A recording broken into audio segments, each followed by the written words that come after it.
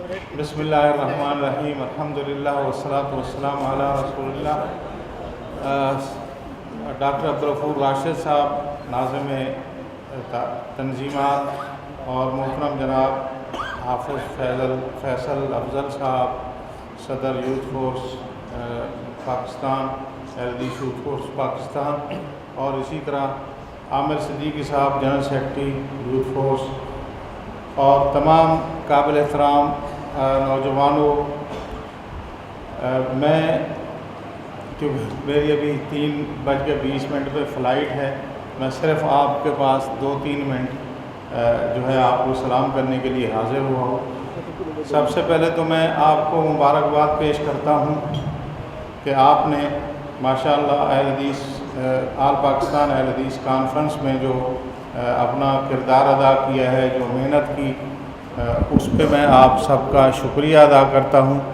آپ نے بڑی جان فشانی سے، بڑی محنت کے ساتھ آپ نے جماعت کے اس پروگرام کو کامیاب کرایا ہے، اس پہ آپ کا شکریہ ادا کرتا ہوں۔ اگرچہ کہیں نہ کوئی چھوٹی موٹی خامی بھی رہ جاتی ہے یا کچھ دوستوں کو اعتراضات ہیں کہ اسٹیج پہ کچھ کو روکا گیا، وہ نہیں ہونا چاہیے تھا، لیکن عموماً سیکورٹی کے حوالے سے جتنا انتظامات اہل حدیث یوتھ فورس نے کیے، اس پر میں آپ سب کو مبارکباد پیش کرتا ہوں اور آپ کا شکریہ ادا کرتا ہوں۔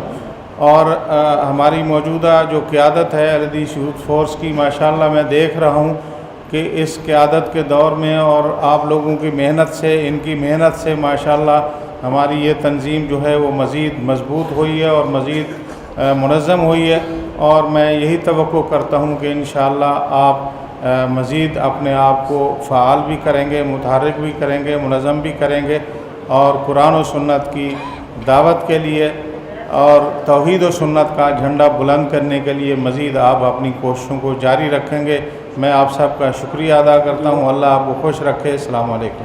کاروان دعوت قرآن و حدیث، مرکز جمعیت اہل حدیث پاکستان۔